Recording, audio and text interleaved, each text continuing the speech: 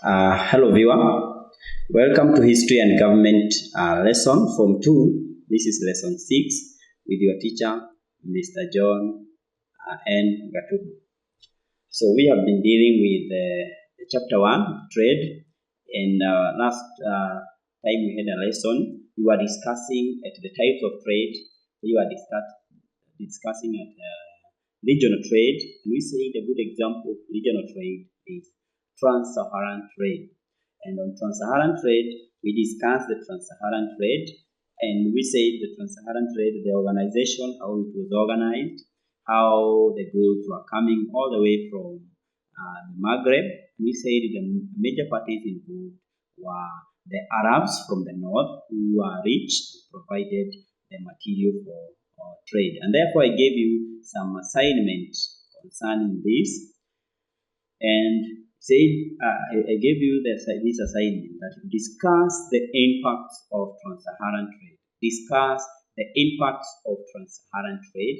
What were the results of the Trans-Saharan trade? Trans-Saharan trade led to the introduction of the Islam, the spread of Islamic culture in the region, that is in West Africa, or rather Western Sudanic kingdom. So the Arabs, they spread their own religion in this area. The Sharia laws was introduced in the region. Number two, the trade led to introduction of new trade items. So the new trade items were introduced, and we gave some good examples. We said goods such as the beads, such as the glassware, the cowrie shells, and many other, they were introduced in this trade. Another impact, the trade led to the over-exploitation of resources. And we said over-exploitation of resources, it came when the trade items were extracted from the animals. The animals were killed so that can produce animal skins, the ivories, and so on. So this one led to over-exploitation of resources. Another development led to the development of transport. That is the trade routes. We discussed the trade routes, and the trade routes, the camel were introduced in this trade, and therefore this led to, it was a milestone for the development of transport. Another impact of this trade, the trade led to urbanization, emergence of urbanization in the region. So there were so many towns that actually grew, or rather grew into a very big town. That is the trade route. Initial trade routes and trade centers, they grew into very big towns. A good example, we have Gao, we have the Timbuktu, and many other. They grew into a very big towns in the region. So this was the impact of the Trans-Saharan trade. In today's lesson, we shall continue on the subtopic, that is the third type of the trade. Remember, we said there are three types of trade. We have the local trade we discussed, and we also discussed the regional trade. And today we want to discuss the third type of trade, and this is known as the international trade. International trade. And as the name suggests, international trade, inter means between, and national, that is from the word nation. So the trade between nations is the one we are calling the international trade, the trade that involves various nations. So therefore, this international trade is also known as the triangular trade. It is also known as the triangular trade. And the reason why it is known as the triangular trade, this is because it involved the three continents, and the slaves were the main trade item. And therefore, it is also known as the slave trade. It is also known as the slave trade, because the slave were the main item of this trade. So it was known as triangular because from the word triangle. Triangle comes from the word tri. Tri means three. And therefore, the triangle taking the shape, the triangular, or rather, three continents. Let us see the demonstration of this. This trade involved across the sea and oceans. Therefore, it was known as Atlantic Ocean, because the Atlantic Ocean was the main ocean whereby all this trade was taking place. It was taking place through the Atlantic, across the Atlantic Ocean, therefore known as transatlantic trade. It was known as a transatlantic trade because it involved crossing of the ocean, Atlantic Ocean. So, getting the name triangle, or rather, these goods, they came all the way from Europe, in Africa, and then the America. We shall see the development of the trade. This trade developed because of this.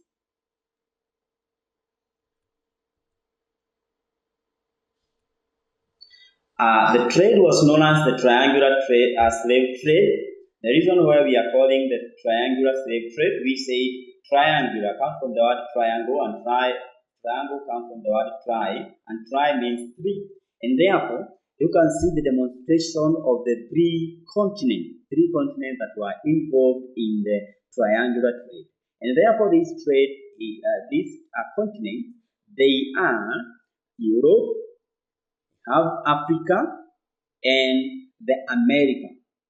So the three continents forms the triangles because the positioning of the two, positioning of the three, that matter. You see, they form a triangular shape, and therefore the trade is known as triangular slave trade. The slave trade, it means that the slave were the main trade commodity in this trade. Another demonstration of the trade, three continents were represented here. You see Europe. There was the industrial revolution in Europe, and therefore Europe needed raw materials. These raw materials, they could either be founded in Africa or in America, that is the North America. In North America, there was a production, after discovery of the North America, there was a production of the raw materials. We have the sugar plantation, tobacco, and cotton plantation. And this one was done by the Europeans who had colonized the America. And therefore, in Africa, there were some slaves, and slaves were needed to go to work in the plantation in the USA. And therefore, the only way to get this slave is only to come in Africa. And when you say in Africa, you're coming in the east, in the west of Africa, whereby all these materials were found. Once all these raw materials were taken to Europe, Europe could produce, or rather they could manufacture the raw materials and into finished goods. And therefore these finished goods, such as the textiles, the manufactured goods, they were taken to Africa, because Africa there was a market. So therefore this trade started from there. So we look at the origin of the transatlantic trade. Now that you know transatlantic trade, trans we said means across. Atlantic, this is the Atlantic Ocean whereby this trade was happening. And therefore, crossing this Atlantic Ocean, it gave the form transatlantic trade. So we shall look at the origin of the transatlantic trade. And this trade started in 15th century due to the Portuguese and Spanish exploration. So the trade started in this time, 15th century, and this one started because of the exploration of the Europeans, and this is categorical, the Portuguese and the Spanish, that is the Spain. And therefore this time, the America was discovered after their exploration. Following the exploration for a long time, the new land, that is America, was discovered. And when it was discovered, it was colonized by the Europeans who introduced the plantation agriculture. And therefore in America, they started producing crops such as the cotton, tobacco, and sugar. So all these goods, they were grown in this area. So it started due to the technological advancement in the navigation. So due to the navigation, we have a man that was known as the Christopher Columbus. Christopher Columbus from Spain was a Spaniard, and he was able to explore as he was moving to the that is the Western Indies. He lost the direction, and instead of going to the side of the east, India, he found himself into a new land, and this new land was given the name America. So, because of the technological advancement, that is the naval power, the trade started. This is the technological advancement, the advancement in making of the boats, or rather the machines that could propel them to a far distance. So these people, they were able to move at a very long distance. We have a man who is attributed to all this. This is a Christopher Columbus. Christopher Columbus was an explorer, and coming all the way from Spain, he was able to make some exploration. And after losing the direction, he found himself in a new land, and this new land he gave the name America. We are calling the new land in quotes because the new land was known as the America. It was branded the America. So because we say this trade started in 15th century. In 1492, Spaniard, it was known as the Christopher Columbus, he reached America. And in America, he called this land the New Land. He gave it the name New Land because this land was not known. It was initially not known. It was unknown. And there was some Western Indies who were existing in this region. And therefore, it was known as the America. So there was a need for the plantation. There was a need for plantation. And therefore, when he came back to Europe, he informed others. So the country that is well adjusted to Spain, that is Portugal. Portugal later joined. Spain, they joined. Holland, that is the Netherlands, they joined. France and Britain, they started their own agricultural activities, and they started planting sugar, tobacco, and cotton in the new land. We are calling new land, that is the America, because the land was no longer existed until it was discovered by Christopher Columbus, being an explorer. So, looking at the development of this trade developed. It developed because of the development or rather discovery of the new land, that is America, and therefore America in Caribbean island, Philadelphia, New York, Boston, all these regions, they provided a place, or rather they provided a very good environment for plantation. And therefore, the people existing in this area, the people existing in this region, that is the Western Indies, indigenous, they are known as indigenous Red Indies. The indigenous Red Indies, they did not wanted, or rather they were not willing to offer the cheap labor for plantation of cotton, sugar, and tobacco. And therefore, this one created a need. In America, it created a need for cheap slave labors. And these cheap slave labors, they could only be gotten from Africa, and as Africa is West Africa to be specific. And therefore, from these slaves became the major export from Africa. And therefore, in Africa, once these slaves were needed, the Africans, they were regarded to be that strong. They were strong, their immune was strong, and therefore they could survive in this region. Their bodies, they were much strong. They could give some they could give more laborers that were cheap compared to unwilling indigenous red Indians. So Africa, therefore, they were considered to be the best suited slave labor. So therefore, in the middle passage, you can see in the map, in the middle passage, this is the time whereby the slaves were transported, or they were shipped directly to the new land, that is America. And remember, this one was a fairy tale because in this time, the middle passage, a lot of slaves, they were taken, over 20 million, they were taken from Africa. And this is how you study a book that is known as How Europe Underdeveloped Africa, you will see all these. So therefore, the slaves were taken to the new land to go and provide the cheap labor. I want to show you how this trade was organized, or rather, it was developed. So, in this time, or rather, once they reached the new land, now the slave dealers in America, they could now take them to the plantation, and therefore they could produce goods such as the sugar, the molasses, the wood.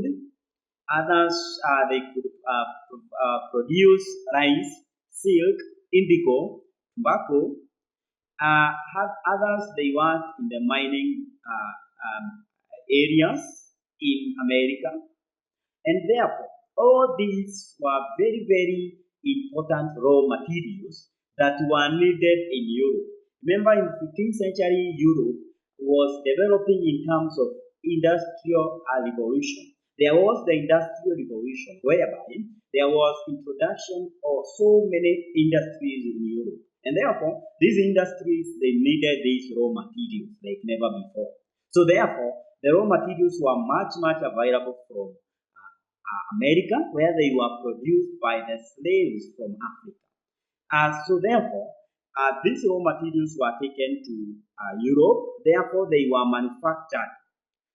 They were manufactured into finished products. And these finished products, they were manufactured in places such as the London, Bristol, Liverpool. Remember, in Liverpool, there was the port whereby all these slaves, they were taken, or rather, they were taken before they were shipped in America. So therefore, these raw materials being manufactured to finish goods, such as we have the guns, we have the clothes, we have the iron, we have the beer, among many other goods that were finished. They were taken to Africa. You can see it is forming a triangle. Because the slaves from Africa, they were directly shipped through the Middle Passage to the Caribbean island, to the America, the New Land, and therefore they are producing the raw materials. We have mentioned the sugars, name them, tobacco, cotton. They were shipped to Europe, where there was industrial revolution. In Europe, they are being manufactured, and then they are returned to Africa. So apart from slaves in Africa, the slaves, the Europe also took ivory, gold, spices, hardwood. So you can see this one is like a triangle. It is forming a triangle or a triangular shape. So this time, when these goods such as the guns reach in Africa, the slave merchants in West Africa, they were using the gun to raid, or rather to get the slaves from Africa. So some of the ways or method of getting the slaves from Africa, the slaves could be exchanged directly with European goods, that is the manufactured goods. Another way of getting these slaves, the prisoners of war and criminals were sold as slaves. So some Africa were also kidnapped, that was another way, and sold. Children were also enticed with some goods, valuable goods such as the sweets, and therefore being taken as slaves. Some slave dealers, they also conducted some raiding, go at night and therefore they burned all the houses, capturing the slaves. The debtors, they were also sold, and we have a method that was known as the panyaring method. The panyaring method, this was a method whereby those who failed to pay their tax, they were captured and sold as slaves. So, slaves were the main product which were extracted from Africa. Hope you have understood how this process, or rather the trade was organized and it developed. So therefore, we look at the factors for the development. What contributed to the development of this trade? One, the trade developed following the plantation and mines in the new land. After the discovery of the new land that is America was colonized by the Europeans. We have mentioned the Spanish, the Portuguese, the British, the French, the Holland. They all migrated in this region, and therefore they colonized. They started the agricultural plantation and also mines in this area. So this one increased the demand for slaves. You can see the plantation in the new land. This one required a lot of slaves from Africa, and therefore this made the development of the slave trade, or rather international trade. We have the sugar plantation, tobacco plantation. All these ones were practiced in the new land. The mining was a common activity, therefore required a lot of slaves. You can see slaves in action. They are working towards the mining industries in this area. Factor number 2 that led to the development of the trade. The trade developed because of the increased demand for the raw materials. Remember, by the Europeans' industries. So in Europe, we said there was the Industrial Revolution, and the Industrial Revolution required a lot of raw materials. This is demonstration of the raw materials. We have the cotton. Cotton was needed. It was planted in the new land, and therefore it was needed in Europe to go and be made to manufacture a product, make the clothes, and so on. We have the sugar which was actually produced in the new land. It was needed by these industries in Europe, and therefore this one led to development of transatlantic trade. Third, we have the introduction of firearms. The introduction of firearms in West Africa, it enhanced war to capture the slaves.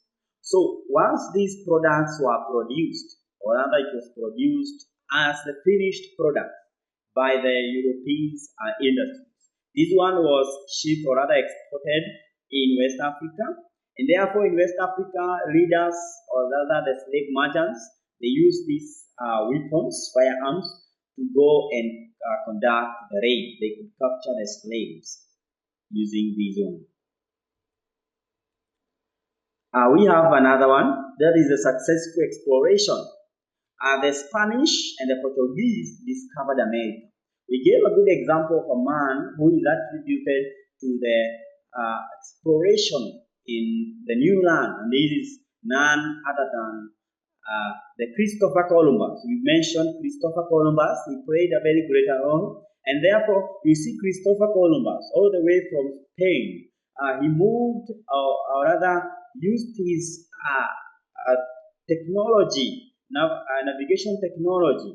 Because of the advancement of technology, he was able to use these boats, and therefore following the direction, as he wanted to go to we said he wanted to go to India, but therefore he confused the direction. He found himself in the new land. You can see his boat reaching to the Caribbean island, that is America, and therefore he discovered this region.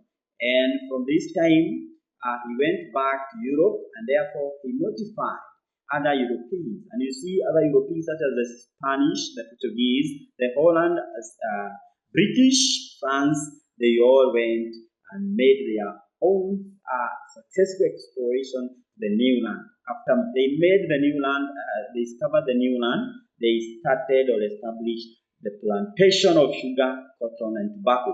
And therefore, this required a lot of slaves. And we said these slaves, they were acquired in America, in Africa. In Africa, they were taken to America to go and work as slaves through the passage, you have said the Middle Passage. And therefore, they produced the raw materials which were needed in the industries in Europe. So this one was a factor for the development of this trade. 5, factor for the development, because of the improved ship technology. There was improved ship technology, building technology. This facilitated moving from Bristol. Bristol and Liverpool was the major ports from Europe, that is near London. And therefore, all these ports, the Bristol and Liverpool, they were more of great importance because slaves from Africa, some of them were taken in these ports, and therefore they were shipped to the new land, that is the America. So the improved ship building technology enhanced the slave trade, or rather the international trade, to be successful. So this one, among many other reasons that led to development of the trade, made this trade to develop up to the time when it started to decline. That is in 1770. The trade actually started to decline. So this one has come to the end of our lesson. In the next lesson, we shall see the organization of this trade. So this one is the end of our lesson, and therefore it has been a great pleasure to teach you the international trade. So therefore, I want to give you some assignment that you will try, so that in the next lesson we shall be able to start from there. So you answer these 2 questions. This is one: why was the international trade referred to as triangular trade? Why do you think international trade is referred to as a triangular trade? Number 2, what was the main trade item in transatlantic trade? What was the main trade item in transatlantic trade? So you answer this question, so that in the next lesson we shall answer them before we go to the next lesson. So thank you. So for this and much more on history and government, you can always contact us at Elimu. Your question, you can SMS your question through the number on your screen. That is the number 4007 4007 4007. On our Facebook page, you can get us through the number, through the page that is the Elimu TV. Our Twitter handle is at Elimu_KE. So I am so glad you are watching Elimu TV. This is your TV station where you watch and learn. So thank you. Stay tuned till we meet in the next lesson. I have been your teacher, Mr. John N. Gatuma. Thank you.